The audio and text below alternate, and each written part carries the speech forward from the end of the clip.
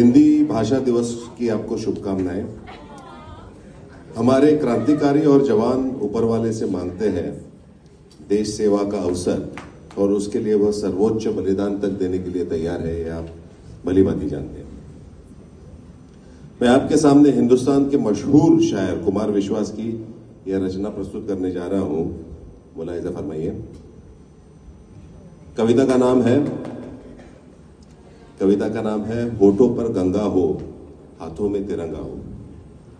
दौलत ना अता करना मौला, शोहरत ना अता करना। दौलत ना अता करना मौला, शोहरत ना अता करना। बस इतना अता करना, चाहे जन्नत ना अता करना मौला। शम्माए वतन की लौ पर जब कुर्बान पतंगा हो, होठों पर गंगा हो, हाथों में तिरंगा हो। होठों पर गंगा हो, हाथों में तिरंगा हो। बस एक सदा ही सुने सदा बर्फीली मस्त हवाओं में। बस एक सदा ही सुने सदा बर्फीली मस्त हवाओं में। बस एक दुआ ही उठे सदा जलते तपते सहराओं में।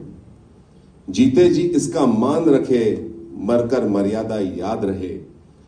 हम रहे कभी ना रहे मगर इसकी सज धज आबाद रहे। जनमन पे उच्छल देश प्रेम का जलधि तरंगा हो, होठों पर गंगा हो।